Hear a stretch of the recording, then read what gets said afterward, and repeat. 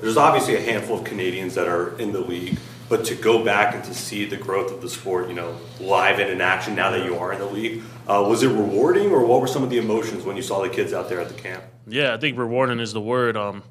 You're a part of something that's bigger than yourself, kind of. That's what I'm realizing, and we're at the early stages of kind of growing the sport in Canada, so to be a part of that in any way I can is huge. Did you sense that from some of the kids, just their excitement of seeing an NFL player around them? Yeah, for sure. Growing up playing football, I didn't ever have to get the opportunity to see an NFL player like live in the flesh. So for some of these kids, I bet it was huge to kind of see the finish line and stuff like that. The right guard position for you obviously is something that you learned a lot about throughout the season last year. When you reevaluate how the season went last year, what are some of your takeaways? I think it was obviously I just got to be thankful for even getting in there.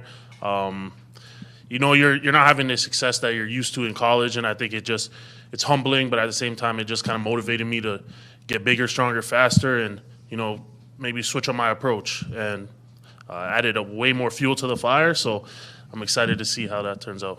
What were some of those things you were focused on throughout the offseason to get ready for year two?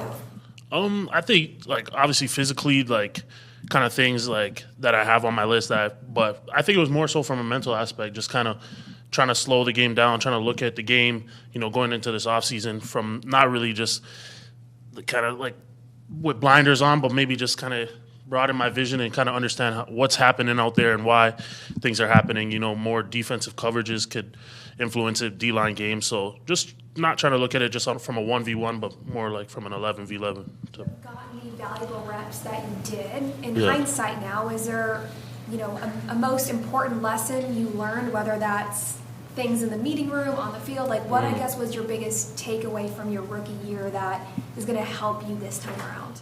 I'd say just stay an even kill, kind of not getting so high when you're having a good day, and, when things don't go your way, don't get too low. I think the more you can kind of just stay consistent is, I think, what I saw good players do, especially even guys on our team. You can't really see if they're too excited or too in their head. It's just one next play after the other. So I think that's a huge takeaway.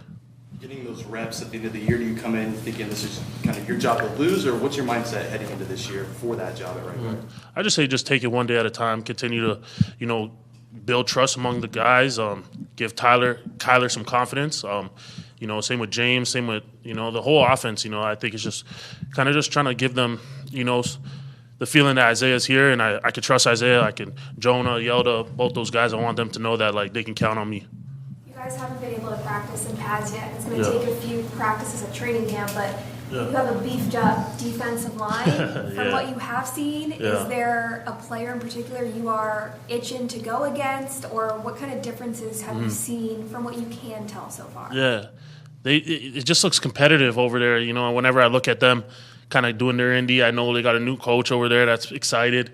So they just look competitive. They all look ready to go, so I can't wait to compete with them. There's not one guy that I'm, have a star on. We're all teammates, but, I'm excited to see, some of the veterans, Calais and Dalvin. I think it's just kind of, it's unique. I'm going into my second year, and, those guys are a lot older than me. So just to test myself and compete with them is such an honor. So I'm thankful for that. What do you like about your offensive line as just a group of guys? Yeah. Man, we're we do things the right way. I think, Paris is a great example of a first-round pick, but, we have guys that are undrafted, guys, late-round guys that, have played in the NFL for a long time. So they do things the right way.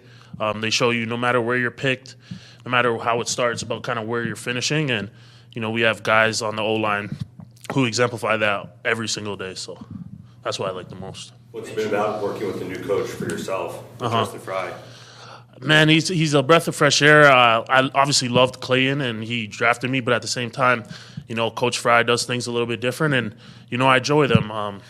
I trust Coach Gannon and I trust Coach Fry, so they're gonna get everything they can out of me for sure. I'm excited to be with him for sure. You mentioned Harris.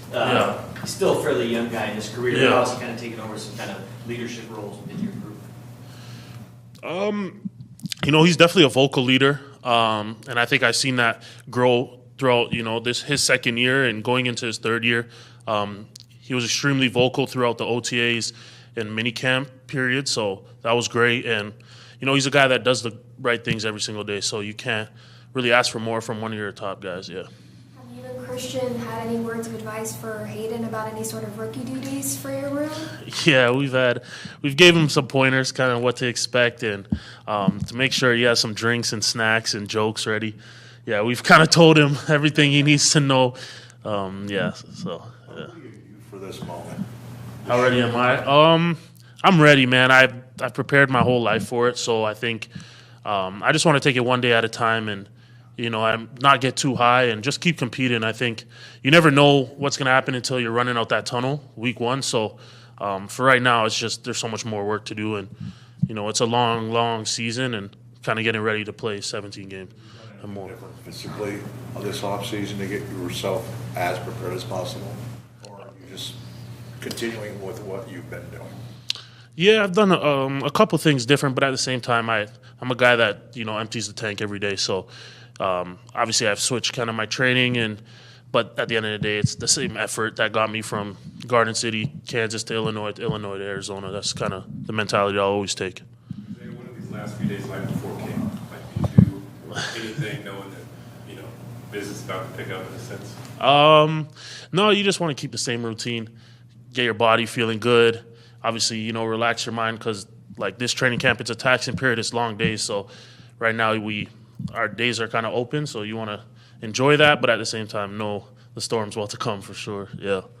When you were in Canada, you did a lot with the Stampede rodeo. Yeah. Do you have experience doing some of the things you were doing with the Cowboys, or was that all new to you? That was all new. I actually grew up in a suburb and, like, right outside of a major city, so it's kind of like taking a New York kid to Wyoming for the first time, and that was the experience I got, and I'm, definitely thankful for it, yeah. Was it different? Like, what were thoughts running through your head? Yeah, it was different. Like, I've never been to a rodeo. I don't own a pair of boots or a cowboy hat, so I learned a lot, and I would definitely be back.